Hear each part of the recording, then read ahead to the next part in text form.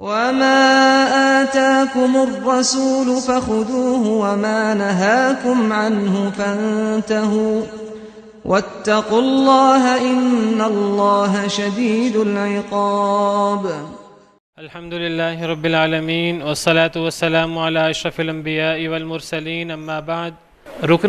رکن کا استلام یعنی حجر اسود کا استلام بالمحجن لاٹھی کے ساتھ. حدثنا احمد بن صالح ويحيى بن سليمان قال حدثنا ابن وهب قال اخبرني يونس عن ابن شهاب عن عبيد الله بن عبد الله عن ابن عباس قال طاف النبي صلى الله عليه وسلم في حجة الوداع على بعير يستلم الركن بمحجن.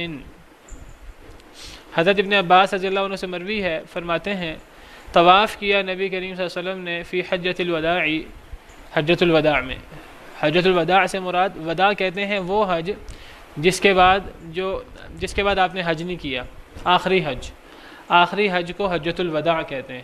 نبی صلی اللہ علیہ وسلم نے ایک ہی حج کیا ہے، وہ آپ کا ایک ہی حج تھا اور وہی حجۃ الوداع تھا.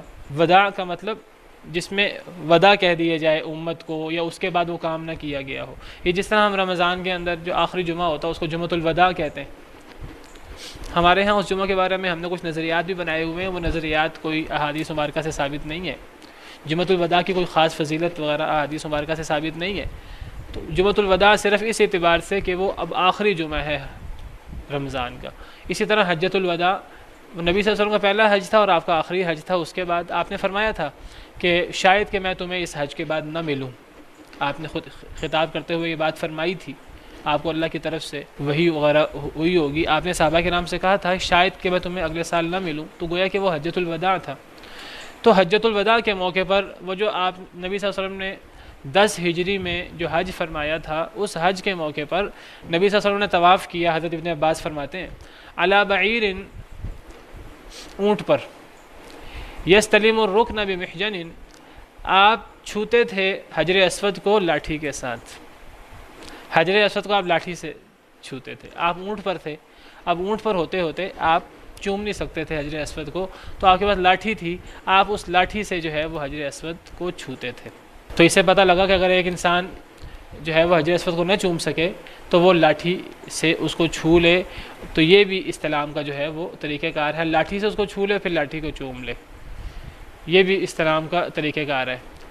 اب یہاں ایک مسئلہ موجود ہے، وہ یہ کہ نبی صلی اللہ علیہ وسلم نے اونٹ پر طواف فرمایا.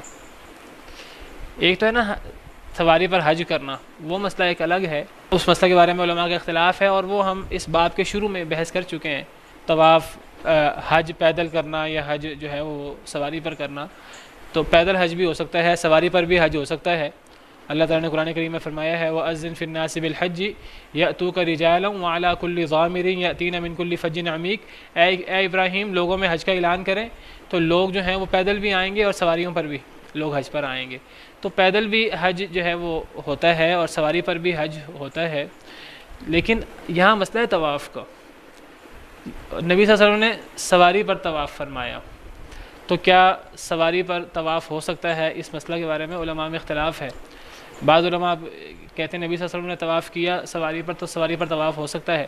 دیگر علماء کہتے ہیں نبی صلی اللہ علیہ وسلم نے مجبوری کی وجہ سے، آپ کی مجبوری تھی، آپ نے صحابہ کرام کو دکھانا تھا کہ آپ کیسے طواف کر رہے ہیں، آپ نے ان کو ان کے مناسک سکھانے تھے، تو اس لیے جو ہے وہ نبی صلی اللہ علیہ وسلم نے جو ہے وہ اونٹ پر طواف کیا. یا آپ کو کوئی بیماری تھی، کوئی ایسا مسئلہ تھا جس کی وجہ سے آپ نے اونٹ پر طواف کیا، ورنہ طواف جو ہے وہ سواری پر نہیں ہوگا.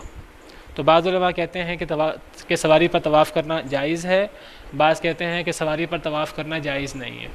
کیونکہ اگر سواری پر طواف ہوگا تو طواف میں تو انسان کو طواف کرنا ہے، انسان کو چلنا ہے یا دوڑنا ہے. سواری پر تو انسان خود نہیں چلتا یا دوڑتا، وہ تو سواری چلتی ہے. اور پھر جو ہے وہ اس زمانے میں جو سواری ہوتی تھی وہ تو جانور ہوتے تھے. تو اگر جانور جو ہے، جانوروں کو تو نہیں سکھایا جا سکتا کہ اب پیشاب یا اس نے جو ہے وہ گوبر کرنا ہے کہ نہیں کرنا. تو اگر جو ہے وہ طواف کیا جائے جانور پر تو سواری جو ہے وہ وہاں پیشاب یا گوبر کر سکتی ہے. اور خانہ کعبہ جو ایک پاک جگہ ہے تو وہ جگہ ملوث ہو جائے گی اور وہ جگہ گندی ہو جائے گی. تو ایسے علماء جو کہتے ہیں کہ جی سواری پر جانور وغیرہ ہو اس پر طواف کرنا جائز نہیں ہے، تو وہ نبی صلی اللہ علیہ وسلم کے اس فعل کو وہ آپ کا خاصہ بتاتے ہیں۔ وہ کہتے ہیں کہ کسی مجبوری کی وجہ سے، امت کو دکھانے کے لیے یا کسی مجبوری کی وجہ سے آپ نے یہ کام کیا تھا، ورنہ یہ کام امت کے لیے جائز نہیں ہے۔ اور وہ کہتے ہیں کہ چونکہ یہ کام آپ صلی اللہ علیہ وسلم نے مجبوری کی وجہ سے کیا تھا، اور تو اللہ نے آپ کے جانور کی حفاظت فرمائی کہ آپ کے جانور نے خانہ کعبہ کو ملوث نہیں کیا پیشاب سے، گوبر وغیرہ سے، آپ کی اونٹنی نے، کیونکہ وہ آپ کی اونٹنی تھی، یہ خصوصی معاملہ تھا۔ تو کوئی اور بندہ یہ کام کرے تو وہ خانہ کعبہ کو اس سے محفوظ نہیں رکھ سکتا۔ تو بہرحال امام ابن حجر رحمہ اللہ، ایک کافی معرکۃ الآراء مسئلہ ہے، امام ابن حجر نے اس مسئلے میں لمبی گفتگو کرنے کے بعد اسی بات کو راجح قرار دیا ہے کہ عام انسان کو سواری پر طواف نہیں کرنا چاہیے، واللہ عالم، پیدل ہی طواف کرنا چاہیے۔ باقی حج جو ہے وہ سواری پر بالکل ہو سکتا ہے، وہ بالکل ایک الگ مسئلہ ہے۔ یہ طواف کا خانہ کعبہ کے اندر یہ ایک خاص مسئلہ ہے۔ باقی اگر کوئی شخص جو ہے وہ مجبور ہے، کوئی عذر ہے، بیمار ہے، چل نہیں سکتا، تو وہ تو جو ہے وہ کر سکتا ہے طواف، لیکن پھر وہ اس طرح کی کسی چیز پہ طواف کرے گا جس سے وہ خانہ کعبہ ملوث نہ ہو یہ گندگی سے اور ان چیزوں سے۔ جس طرح آج ویل چیئر وغیرہ پہ جو لوگ معذور ہوتے ہیں، بیمار ہوتے ہیں، تو ایسے لوگوں کو ویل چیئر پر طواف سعی کرا دی جاتی ہے، تو وہ جائز ہے عذر کے ساتھ، عذر کے بغیر یہ صحیح نہیں ہے۔ بعض علماء اگرچہ اس کو جائز قرار دیتے ہیں نبی کریم صلی اللہ علیہ وسلم کے اس عمل کی وجہ سے، لیکن جو دوسرے علماء ہیں وہ کہتے ہیں یہ آپ نے ایک عذر کی وجہ سے، عذر کے ساتھ تو کسی کے کوئی اختلاف نہیں ہے، عذر کے بغیر اختلاف ہے۔ جو کہتے ہیں کہ نبی صلی اللہ علیہ وسلم نے کیا، تو دوسرے علماء کہتے ہیں آپ نے تو عذر کے ساتھ کیا، کوئی نہ کوئی عذر تھا آپ کا، آپ نے کیا، عذر کے بغیر نہیں آپ نے کیا۔ لیکن بعض علماء کہتے ہیں کہ عذر کے بغیر بھی جائز ہے۔ تو بہرحال امام ابن حجر نے جو جس بات کو راجح قرار دیا ہے وہ یہی کہ بغیر عذر کے سواری پر طواف نہیں کرنا چاہیے، واللہ تعالی اعلم۔